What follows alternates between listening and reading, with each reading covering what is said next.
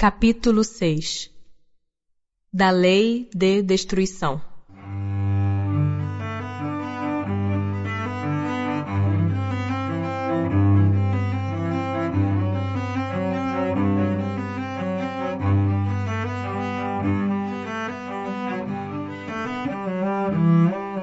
Destruição necessária e destruição abusiva.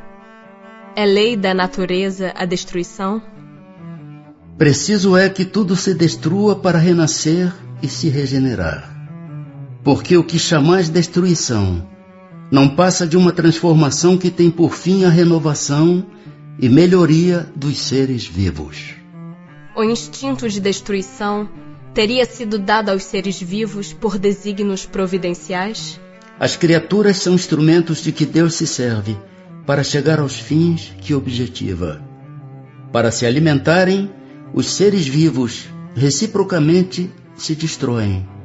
Destruição esta que obedece a um duplo fim: manutenção do equilíbrio na reprodução, que poderia tornar-se excessiva, e utilização dos despojos do invólucro exterior, que sofre a destruição. Esse invólucro é simples acessório, e não a parte essencial do ser pensante. A parte essencial é o princípio inteligente que não se pode destruir e se elabora nas metamorfoses diversas por que passa. Se a regeneração dos seres faz necessária a destruição, por que os cerca a natureza de meios de preservação e conservação? A fim de que a destruição não se dê antes do tempo. Toda destruição antecipada impede ao desenvolvimento do princípio inteligente. Por isso foi que Deus fez que cada ser experimentasse a necessidade de viver e de se reproduzir. Uma vez que a morte nos faz passar a uma vida melhor, nos livra dos males desta, sendo, pois, mais de desejar do que de temer, por que lhe tem o homem instintivamente tal horror, que ela lhe é sempre motivo de apreensão? Já dissemos que o homem deve procurar prolongar a vida para cumprir a sua tarefa. Tal motivo, porque Deus lhe deu um instinto de conservação, instinto que o sustenta nas provas. A não ser assim, ele muito frequentemente se entregaria ao desânimo. A voz íntima que o induz a repelir a morte lhe diz que ainda pode realizar alguma coisa pelo seu progresso. A ameaça de um perigo constitui aviso para que se aproveite da dilação que Deus lhe concede. Mas ingrato, o homem rende graças mais vezes à sua estrela do que ao seu Criador. Por que, ao lado dos meios de conservação, colocou a natureza os agentes de destruição? É o remédio ao lado do mal. Já dissemos, para manter o equilíbrio e servir de contrapeso. Será idêntica em todos os mundos a necessidade de destruição? Guarda proporções com o estado mais ou menos material dos mundos. Cessa quando o físico e o moral se acham mais depurados. Muito diversas são as condições de existência nos mundos mais adiantados do que o vosso. Entre os homens da terra existirá sempre a necessidade da destruição? Essa necessidade se enfraquece no homem à medida que o espírito sobrepuja a matéria. Assim é que, como podeis observar, o horror à destruição cresce com um desenvolvimento intelectual e moral. Em seu estado atual, tem o homem direito ilimitado de destruição sobre os animais? Tal direito se acha regulado pela necessidade que ele tem de prover ao seu sustento e à sua segurança. O abuso jamais constituiu direito. Que se deve pensar da destruição quando ultrapassa os limites que as necessidades e a segurança traçam?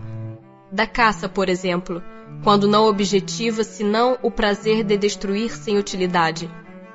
predominância da bestialidade sobre a natureza espiritual. Toda destruição que excede os limites da necessidade é uma violação da lei de Deus.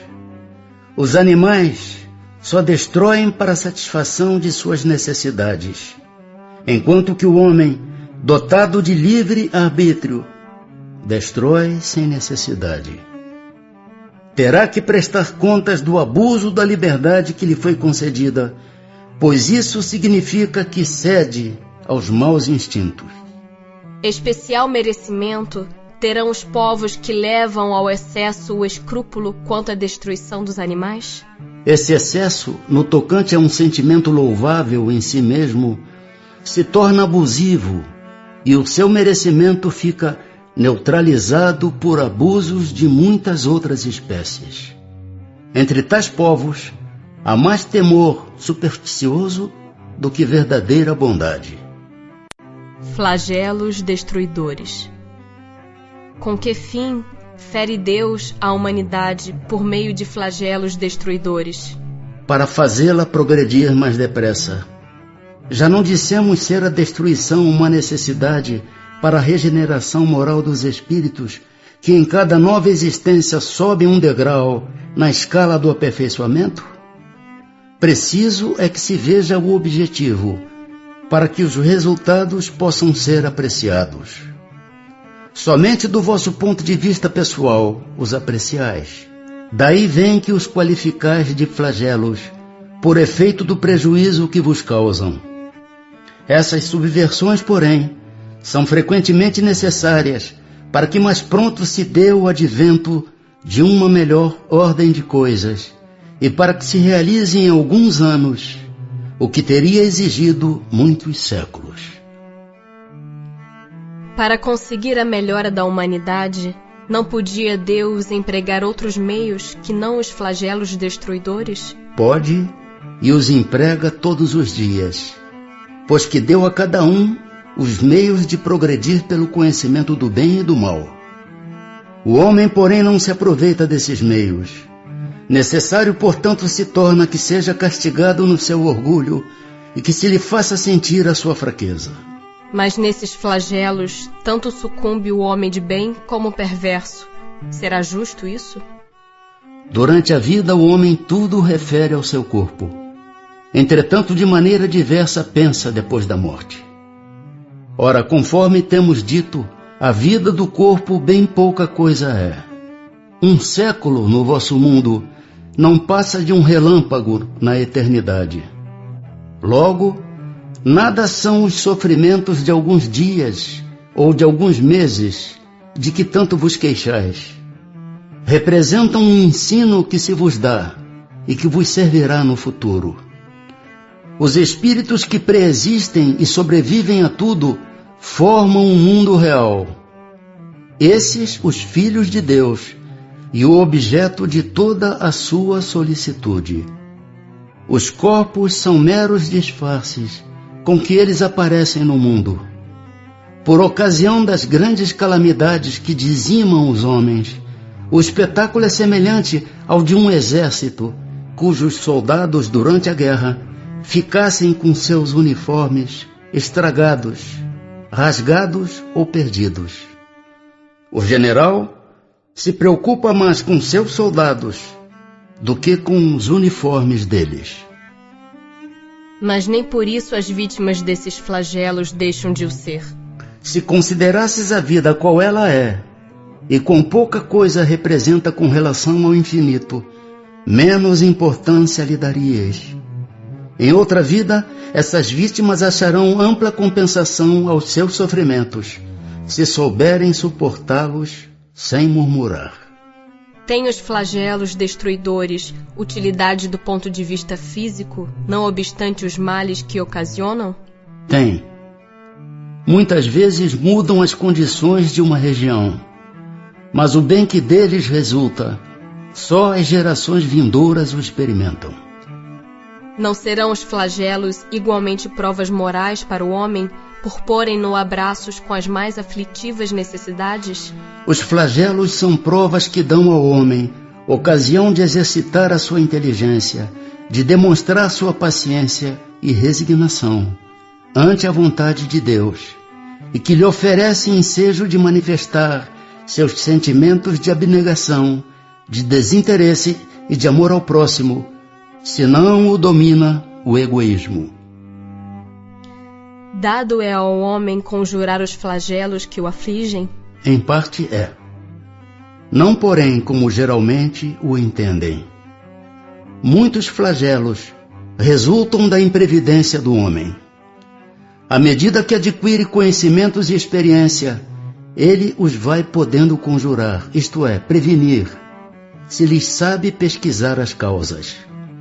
Contudo, entre os males que afligem a humanidade, alguns há de caráter geral, que estão nos decretos da providência e dos quais cada indivíduo recebe mais ou menos o contragolpe. A esses, nada pode um homem opor, a não ser sua submissão à vontade de Deus. Esses mesmos males, entretanto, ele muitas vezes os agrava pela sua negligência. Guerras. Que é o que impele o homem à guerra? Predominância da natureza animal sobre a natureza espiritual e transbordamento das paixões. No estado de barbárie, os povos um só direito conhecem, o do mais forte. Por isso é que para tais povos, o de guerra é um estado normal. À medida que o homem progride, menos frequente se torna a guerra, porque ele lhe evita as causas, fazendo-a com humanidade, quando a sente necessária. Da face da terra, algum dia a guerra desaparecerá? Sim, quando os homens compreenderem a justiça e praticarem a lei de Deus. Nessa época, todos os povos serão irmãos. Que objetivou a providência tornando necessária a guerra? A liberdade e o progresso. Desde que a guerra deve ter por efeito produzir o advento da liberdade, como pode frequentemente ter por objetivo e resultado a escravização. Escravização temporária, para esmagar os povos, a fim de fazê-los progredir mais depressa. Que se deve pensar daquele que suscita a guerra para proveito seu? Grande culpado é esse, e muitas existências lhe serão necessárias para expiar todos os assassínios de que haja sido causa, porquanto responderá por todos os homens cuja morte tenha causado, para satisfazer a sua ambição.